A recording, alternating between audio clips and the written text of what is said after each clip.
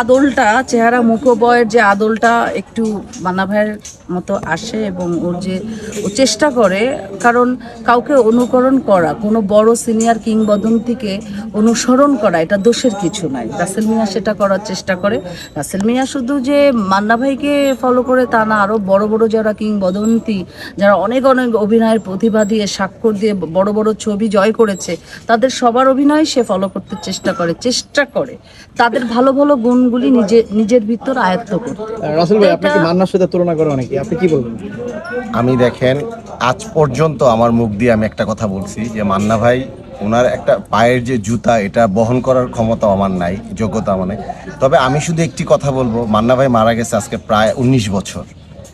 এর মধ্যে কিন্তু প্রায় 100 রূপে আমাদের নতুন ছেলে মেয়ে আসছে।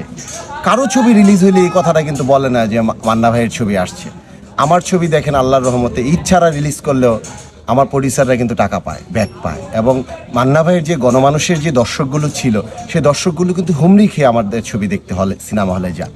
তো মান্না ভাই যে স্টাইলের ছবিগুলো করতেন, গণমানুষের ছবি, মানুষের কথা বলতেন, গার্মেন্টসের মানুষের কথা, খেটে খাওয়া মানুষের কথা, ওই ধরনের গল্প এই ইন্ডাস্ট্রিতে আবার ব্যাক করছে। দেখেন, এই যে মান্না ভাইয়ের সাথে অসংখ্য ছবি করছে আমার বড় বোন পলি আপু। তা আমি বলবো যে মান্না ভাইয়ের যে সিনিয়র যে নায়িকারা আছেন, সবাই কিন্তু আমার সাথে এখন জুটি হচ্ছে। এটা আমার জন্য অনেক বড় সৌভাগ্যের।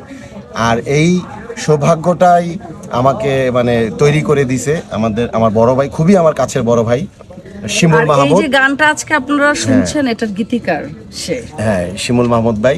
এবং আমি আপনাদেরকে একটা কথা বলি, এই গানটা আমি তো মানে ছবি, আমার 8-9টা ছবি মুক্তি পাইছে, আমি অনেকগুলো গান করছি, অনেক স্টারদের সাথেও আমার গান করছি। আমার জীবনে মনে হয় আমি 2026 সালে বলবো সবচেয়ে অ্যারেঞ্জমেন্ট এবং ব্যয়বহুল গান আজকে এই পুবাইল ম্যাডামের বাড়িতে করে গেলাম। এত আয়োজন করে এখনো অবধি আমার মনে হয় না যে কোনো গান 2026 সালে কেউ করছে।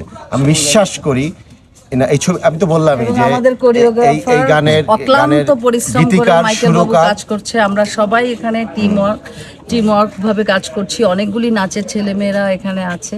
মাইকেল, কিছু বলো।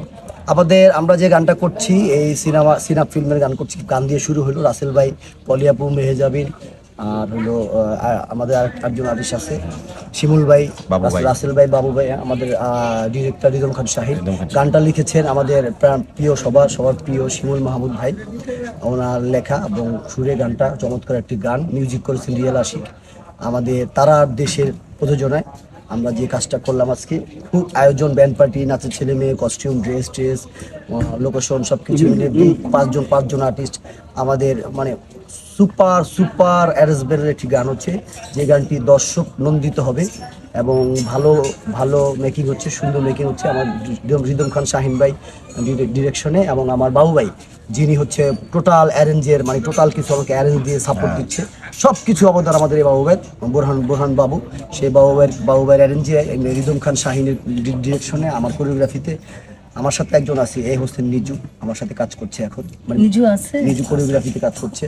শিমুল মাহমুদ ভাইয়ের কথা না বললে না, যে উনি ওনার যে স্পিড, সংস্কৃতিতে ভালো কাজ করার জন্য, ভালো কন্টেন্ট তৈরি করার জন্য, ভালো সিনেমা মেকিং করার জন্য ওনার কাছ থেকে যে স্পিড পাচ্ছি, সাপোর্ট পাচ্ছি, আমরা ইনশাল্লাহ এই স্পিডে অনেক ভালো কিছু করতে পারবো। মার্ভেলাস সুন্দর গান করতে পারবো আমি, আর রিদম খান শাহিন ভাই তার ডিরেকশনে সুন্দর একটা সিনেমা বানাবে, সুন্দর একটা কন্টেন্ট পাবে, দর্শক নন্দিত হবে আশা করি।